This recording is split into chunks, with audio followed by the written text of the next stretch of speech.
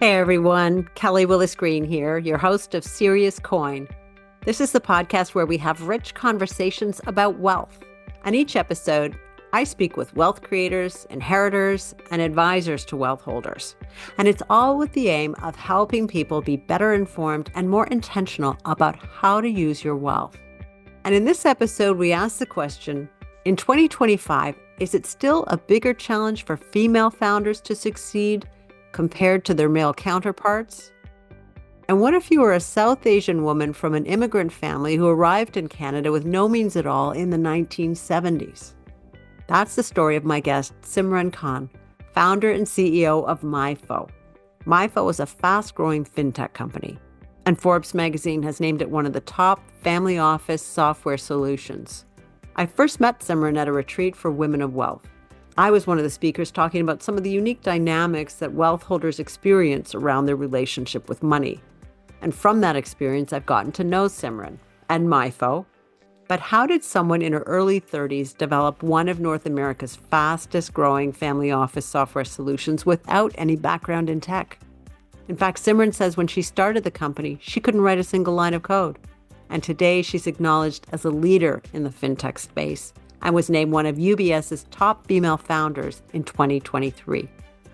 In this episode, Simran and I talk about her company, the challenges she faced raising capital for her company, and the spending patterns and tendencies of the ultra-wealthy families she works with. But we started our conversation, as I often do on this podcast, with her beginnings, growing up in Edmonton in a large, traditional Punjabi family. My family immigrated to Edmonton in the 70s. They came in young. They were, kind of teens, early adolescence, and started working and building a life. And we all lived together, which is very unique. So one of the ways Indian families build wealth is by living communal. And so I lived in a house with all my cousins and my aunts and uncles and my grandparents. And it was like one family to a bedroom until I was almost a teenager. Wow. You must have then had so many influences Mm-hmm. in terms of values and shaping who you are. Who was very influential in your family? Probably my dad's older brother and my grandparents. I shared a room with my grandma growing up, and I spent a lot of time with my grandparents. And I was really fortunate because I know it probably sounds archaic, or maybe it's super modern because the Danish do this too with the communal living. But I always knew there was an adult that loved me around. Mm-hmm. So even if one adult was having a bad day, there was somebody else that was having a good day that you went to and you went out with and you got spoiled by. So that was really nice. It takes a village, right? Yeah, it really does. So I was really fortunate in that sense, and I'm really close with my cousins because of it. And I know when we first met, you had talked about your grandfather and the role that he played in helping you become the business person that you are today. Yeah. Yeah. I think he was the most influential person because he was very entrepreneurial. Despite coming from virtually nothing, he always thought about he, even when he passed away and my grandma passed away, one of the topics that was talked about was his love for land and property. He was a farmer and he just understood that. And I think why he was so influential for me was because he treated me like one of the boys, which being Punjabi of his generation just wasn't typical. And so as soon as I got my license when I was 16, he's like, we're driving around looking at properties. Piles of dirt. Typical real estate guy. Yeah. And he would explain to me the difference between the types of soil and why this is good farmland and why this is good development land and what's going to happen to this property. And one of those properties my family still owns. And I remember it was in the middle of nowhere back then. And he's like, in 25 years, this is what's going to happen. And that's literally what's happening now. And so I think that privilege of just him seeing me as a smart, capable human being rather than my gender or anything else, it was he would always say to me that I was one of the boys. And so that I think ignited this entrepreneurial spirit and that ability of like, I think I can do anything. In Simran's case, anything was going to university, studying to become an accountant, and from there, she joined PwC, where she spent the first 10 years of her career. Simran's entrepreneurial spirit was evident early on. She was known as a problem solver, and she progressed up the ranks into PwC's family office practice. And it was there that she found herself advising some of the wealthiest families in the country. You know what was interesting? So when I got pulled in, in my 20s, I'm working with these families, and a lot of the families I was working with, I got pulled in to work with the next generation. So I wasn't necessarily working with the wealth builder when I started. And what I started to see was the family dynamics, the education, like all of it paralleled my own family. And I used to think we were at a disadvantage because we were immigrants, didn't have the systems, didn't have the connections. And then I was like, wait, these people have so much money. They don't have a language barrier. They're like multi-generational Canadian. Like if they're having these problems and my family is in the same boat, and somehow I'm the person that's educating all of them on like estate structures and just basic finance, I think I realized really quickly that the playing field was the same for all of us and it didn't really matter how much money you had. So that was really surprising.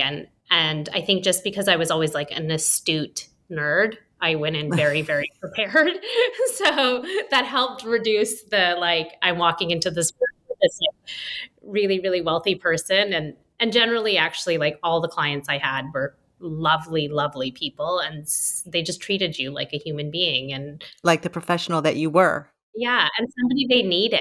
And so that put you at ease. I think the challenge was the feeling the responsibility of, I'm helping this family stay together in more than just a financial terms. A lot of it became emotional. Can you remember a time or a particular situation?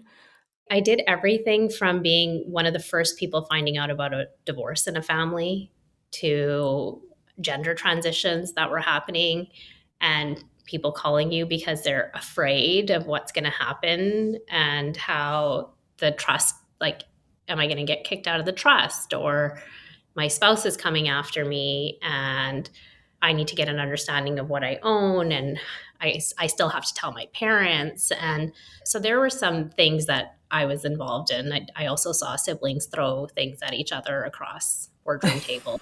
So yeah, so I lived a few lives through that process. Moving on from PwC, Simran joined her friend and business partner Alice Chen, and together they built an independent multifamily office. But a lot of the problems she saw clients experiencing at PwC, she was seeing show up again in her business. Families with vast and diverse interests who really had no idea what they were worth or where everything was held and how to keep track of it all. And Simran saw this was causing angst and anxiety among her client families. And so, as entrepreneurs do, she decided to solve for it. And that was the beginning of MyFO. And to provide some context, MyFO aggregates a family's entire financial interests in various forms into one easy-to-use platform. For us, it's just, one dashboard that gives you the clarity of where, like, everything related to your wealth is. So whether that's asset valuations, asset costs, we basically are the hub, or if it's documentation, understanding your org chart, your entities, your stakeholders. That's what we're trying to do, is just bring it all into one place. And generally what we're hearing is the thing families generally care about is, do I have sufficient liquidity?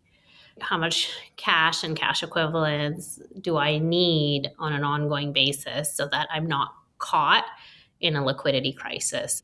The other thing we're finding that families find helpful is, what should they, like, what do other families spend look like, right? How much should I be spending and how much do families spend? And so what we find, because all of our clients that we service directly are at least 150 million USD in net worth or higher. And so those individuals, typically their spend is about 2 to 3% of their net worth on an annual basis.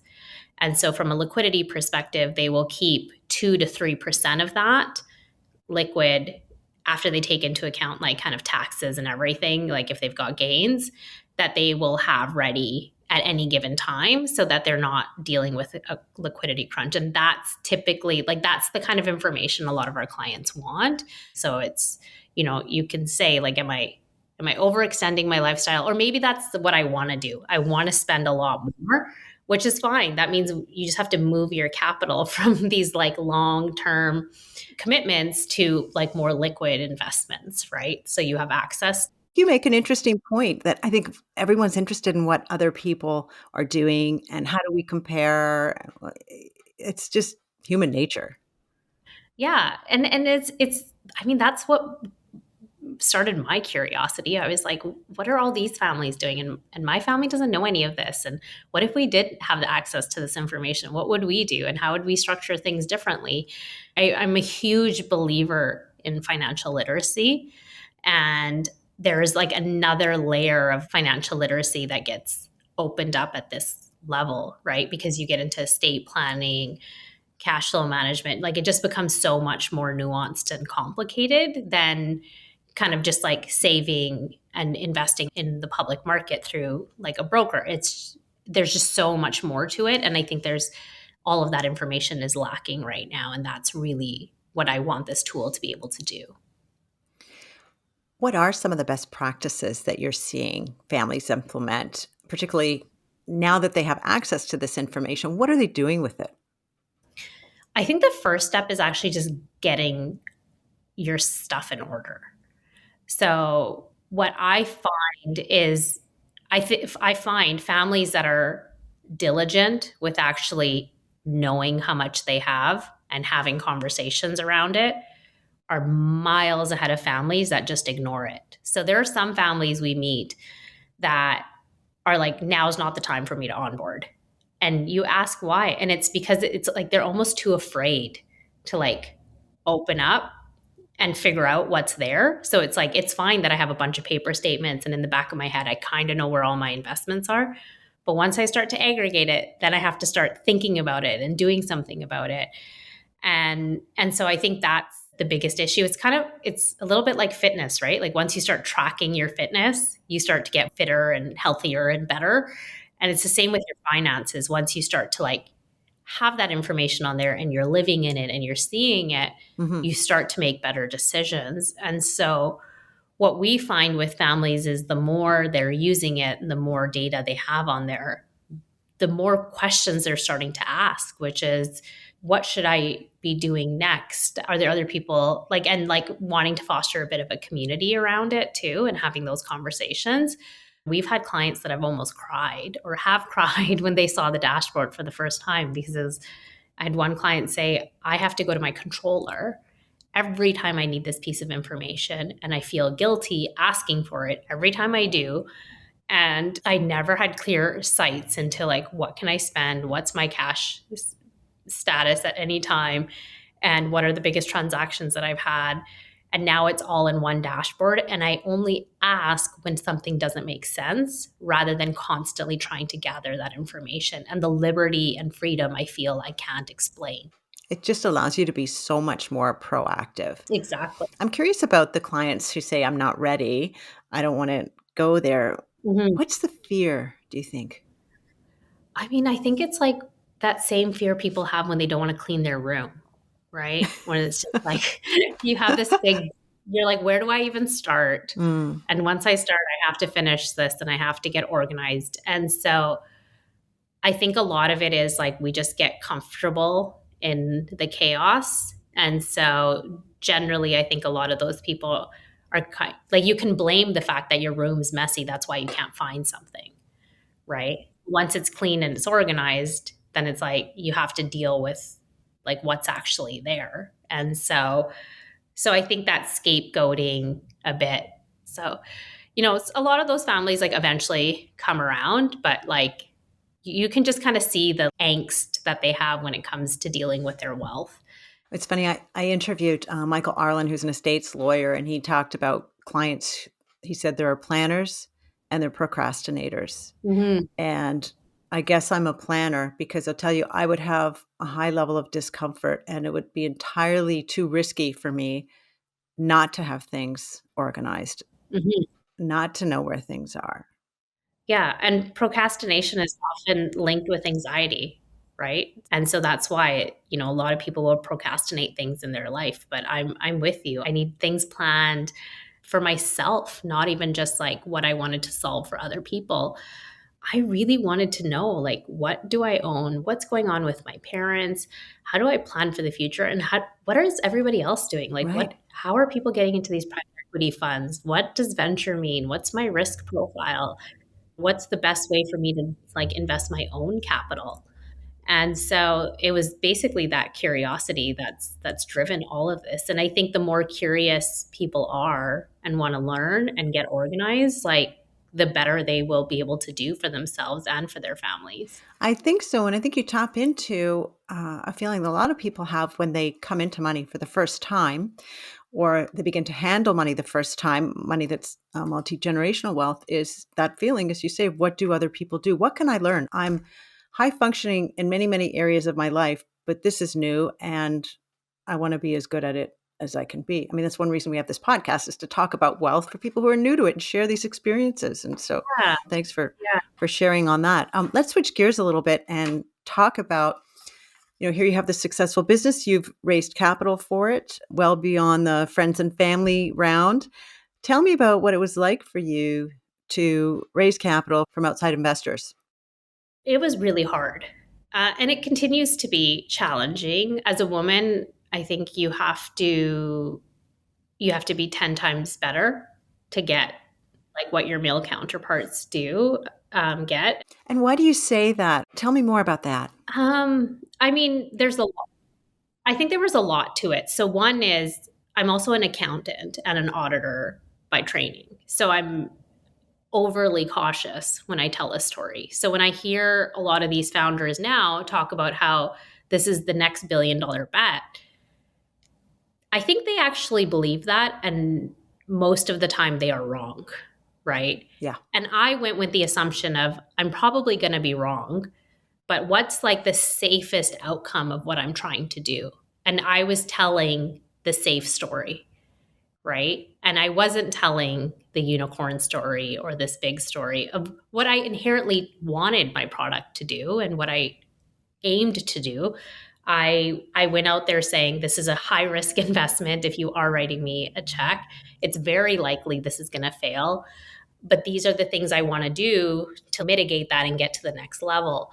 So I think women typically, when we do tell stories, that's what we do. We're more cautious. I had a lot of odds stacked against me. I was a non-technical founder, so I understood the pain point. People didn't believe that I'd be able to sell into family offices because they're generally really gate kept, and people had attempted this and failed in the past. I'm also Canadian, which, if you understand the venture landscape, everybody in the US calls it the Canadian alpha because we're undervalued compared to American companies and our American counterparts. I didn't go to an Ivy League school. So there was like a lot of these things that were where I had to prove. And then I inherently wasn't a storyteller that was going out there saying, this is the next billion-dollar bet. And then I started as the market was crashing, right? So the tech market took a nosedive in 2021. Right. And that's where we were when I was, getting started on all of this. And so raising capital became even more challenging. And I've always had to be 2 steps further raising like a previous round. So like you'll hear of like people raising seed rounds just based on an idea. And I meet them all the time, men and women. And it was just not something anybody was willing to do for us, right? And so I had to be revenue generating with a product, with like relationships with anchor clients in order to fundraise, and a lot of recognition. And so that was part of the challenge for me was a lot of that. And so I think because of that, I am very passionate about funding more non-technical founders and female founders, because having lived that, I know how I tell that story, and I knew the conviction I actually had internally that I wasn't sharing externally. And I would be very bullish on investing in females because of that. Did you get any friendlier audience from female-led I VCs or did. investment? Yeah, actually, my first friends and family round was 80% women. Mm-hmm. And so the 51 was part of that. They're out of Calgary, and they focus on a lot of female founders in ag tech and CPG products. And actually, a lot of the women that wrote decent sized checks were either CFOs in family offices or investment advisors working with family offices. And the reason they wrote the check was like I had a product demo at the time, and they said, if you can build that, I will use it. All of my clients will use it. And so they fully believed in the problem. They understood it and they knew it needed to get solved. So anyone that tells you women are cautious investors, they're definitely not. They're willing to take bets on me. All right. You do have some pretty smart money as part of your investor base. Andrew Wilkinson of Tiny Capital. And for listeners who don't know, he is a billionaire investor, and his firm Tiny Capital has been compared to Berkshire Hathaway for internet companies. It doesn't really get any better than that. How did they come to invest? It was somebody in his family office, a woman, that wrote a check. And he said, if you invest, I will match it. And so that's how he got on our cap table. Amazing. So he was one of the few men that made it, but his Meta Labs reinvested in the second round. So we've actually worked with them on doing a redesign, which will be launching soon. So what advice could you offer then to other founders looking to raise capital? I think the best thing to do is build some really great relationships with VCs. So what I did, and I say this to a lot of founders, is I never stopped talking to VCs. I think we had, at some point, I think I had tallied it, and it was 250 no's to 300 or something like that from different VCs. At some point, I got feedback fatigue, but I started to see general themes of what they were telling me and what I needed to prove in order to get to where I was. And then a few of them, like Rhino led my last round, and we actually had a bunch of unsolicited term sheets, and they had heard about an unsolicited term sheet essentially by accident, and then reached out to me, and I ended up taking them as the lead, even though it was last minute, because I had built a relationship with them over a couple of years. And as I was struggling with certain things, I was asking them for advice. And some pivotal pivots that I made throughout that process was actually advice I got from them. And so I think that's really helpful, because what ends up happening is you will also get a lot of investors that will make a lot of promises of what they're going to help you do. And then they write their check and you never hear from them. But my perspective was, if they've helped me this much before, even having any skin in the game, I expect that they'll help me a lot more post fundraising. And that's exactly what has happened. And so I think just kind of constantly going out there and talking to people and learning and understanding the space and understanding what venture investors are looking for is really important, because eventually then you do cross paths with somebody that has a values alignment with you. And at the same time, you're trying to run a company while you're raising all this money. Yeah, it's two jobs. Exhausting. It's exhausting. Yeah. It was, now I get VCs in my inbox all the time asking me if I'm fundraising, and I'm like heads down, growth mode, please check back 6 months from now. And I'm like, I think the challenge is, if you try to find ways to be scrappy and just build a business, venture investing and raising capital is not what it used to be. Like with AI and other tools, it's so much faster for you to efficiently build something without even actually needing external capital.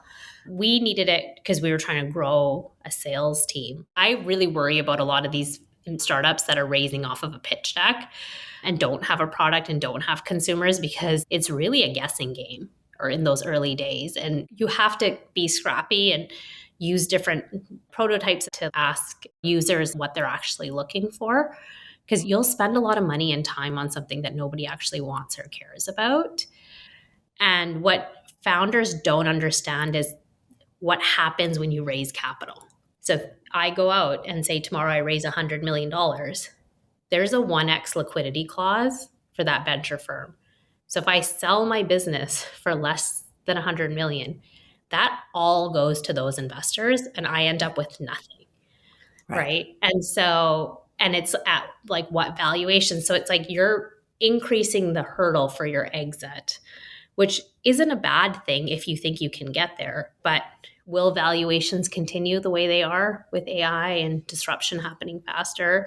And you're beholden to, like, you're now reporting to these investors, which can drive the way you want your business to go. And nobody knows a business better than a founder. So I think there's a lot to think about when it comes to fundraising and why you're fundraising and how you want to fundraise. Now I'm just trying to build a business, and fundraising is like, if I need it for growth, I will do it. Otherwise, I'd prefer not to. So what's next for you in building the business? What can we look forward to? So the things that I'm the most excited about, we've started to build a community. So we just did our first family office dinner in Calgary last week, and it was such a hit. So this is bringing client families together to meet? Exactly. So it was like 25 families, and we just had a roundtable dinner. There's no agenda. I'm not preaching like next generation succession planning or investment strategies or anything. It's just fostering community. And I didn't realize, A, the guest list we were going to end up happening, and 2, how much everyone appreciated it. What are they hungry for? I mean, excuse the pun of their dinner, but Yeah. what are they hungry for when they're coming to meet others? I think it's this meaningful connection. From what I hear, they're tired of being sold to. For sure. Right? It's like you go to these events hosted, and all of these topics, that this is kind of like more like nuanced feedback I've recently been getting, is like everything's alarming. It's like I think one thing we did is we banned shirt sleeves to shirt sleeves in three generations. I was like, that's like not a thing you're allowed to say at a MyFO dinner. I'm tired of families showing up and then being like, if you don't do these things today, like it's all going to be gone. And I was like, what if their whole value system is for it to be gone? Maybe that's what they want. And also, like, scaring people isn't the tactic we need to make them feel secure in making decisions, right? So it's like, you got to give people tools. And so I think they're tired of having the same messaging over and over and over again of like, the transfer of wealth is coming, and if you don't do this and you don't do that, this is what's going to happen. And I think they want to focus on the problems that are right ahead of them, and they want to talk to people that are facing those problems, right? And move slowly. Like, if you've ever worked with family offices, you will know, like, an estate plan doesn't happen overnight. An investment strategy doesn't change overnight. These are all things that happen slowly. And so that's what we found, is they want to get to know one another in a safe setting without really an agenda of being solicited or told something specific. And it's amazing when I've been in those environments, just how much people are willing to open up. Yeah. There's a certain level of understanding, say, safe space, that these people get me and I can share. Yeah. I wonder what would your grandfather make of what you're doing now? Oh gosh, that's going to make me cry. I think he would be so proud. Yeah, I think he'd be really, really proud. I think he'd be really excited. And he would definitely tell everyone. He used to do this thing, and he would be like Poti means granddaughter. And he would just like scream at the top of his lungs, like, Meri Poti Agi, right? Like every time I would and he did that with all of his grandkids, and I could just like see him doing that now. And he'd be like, yeah, of course that's my grandchild doing that, and take credit for it. I'm sure he would be, and I'm sure he is. The whole community aspect, I was reflecting on that. And my grandfather's legacy, like in Edmonton, was the fact that he built community. And so a lot of the real estate deals he did weren't just for our family, they were for families he knew. So if he'd find a good deal and we couldn't afford it, he would take it to like 5 other families. And I think at one point we aggregated as cousins that it was over a few $100 million of deals. He didn't make any money off of these deals that he did for other families so that they had a savings mechanism. And so Amazing. when I'm going to start crying again, but when I hosted that dinner, I felt like I was bringing people together in a similar way that he did. And he gave people an opportunity that otherwise wouldn't have had it. Yeah, it sounds like you're coming full circle and you're building community with today's digital tools. Yeah. Simran, it's been so lovely to reconnect with you and have this conversation. And we have just a couple minutes left and a few more questions for you. And I think you probably know what's coming next because this is a podcast on wealth. People always love to hear what other people are thinking and doing around wealth. So I'll invite you to give the first answer that comes to your mind. If you could get better at just one of the following activities, which would it be and why? Investing, giving money away, or spending money? I think that's changed for me over the last little while. I definitely think everyone should focus on saving and investing. For me personally, and this is a lot of like my experience after meeting you, Kelly, I was building a scarcity mindset and I wasn't spending. And I had this founder mentality of like, I'm not making money and I can't spend money. And I found it was taking a toll on my life and my well-being. So I got better at actually spending it and giving it away. Those are the two things that Amazing. I felt like I needed to build an abundance mindset that it's going to come and I don't. And it's helped me in my engagements with my team, with my clients, where I really just feel like in a way it's like it's all kind of make believe. And so when I don't take it so seriously and I let it flow and I'm easier with it, the happier I am and the more abundant I actually am. So that's been a shift for me in the last, since I met you, which was in November. So beautiful. Oh my gosh. I had no idea. Thank you. Well, then maybe this next question is interesting. What's one luxury item or experience you wouldn't want to be without? So actually what I did after I met you is I hired someone to help get my life more organized and specifically around my health. They work specifically with entrepreneurs to optimize every aspect of your health. So they do all your blood work, gut work, DNA, everything, and then track your sleep. And so I had become this chronic insomniac. And the first thing they did, and I just wasn't working out, worst shape of my life. And they send a housekeeper who cooks your meals, cleans your home. And that's what I indulged in. I spent money on that. And it's like I'm peak performance now, 6-8 weeks later. And I'm sleeping better. I'm performing better at work. Like every aspect of my life has gotten better. And I think that's a luxury item I would definitely keep going forward, which is just like prioritizing my health and convenience when it comes to my health. What is one thing most people don't understand about what it's like to be wealthy until they come into money? Yeah, I think it's like the responsibility and angst.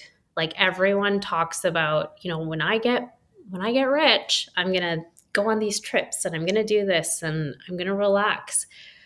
And it's like when we were talking earlier, it's like, how much can I spend so that I don't run out? And am I going to spend it too quickly or not fast enough? And I think stewarding that without losing yourself and becoming anxious about it is really challenging. And so I think oftentimes when we expect that the ultra wealthy will invest in something and change the future, I don't think we understand how handcuffed often they feel in the decision making of how they manage their investments. And oftentimes they aren't doing it themselves. I completely agree with Simran. It's so easy to let the complexity of managing wealth become overwhelming. So kudos to her and her team for coming up with a tool to navigate it better. It's a remarkable story, and I'm really looking forward to following it. This episode marks the end of season 6 of Serious Coin. I hope you've enjoyed it. Please share this podcast with others that you think would benefit from the conversations. And absolutely get in touch if you have ideas for topics you'd like to see us explore. Thanks for listening to Serious Coin. I'm Kelly Willis Green. Serious Coin is provided for your general interest only, and nothing we discuss should be taken as investment, tax, legal, or other professional advice. Always talk to a licensed professional before you make any financial, legal, or investment decisions.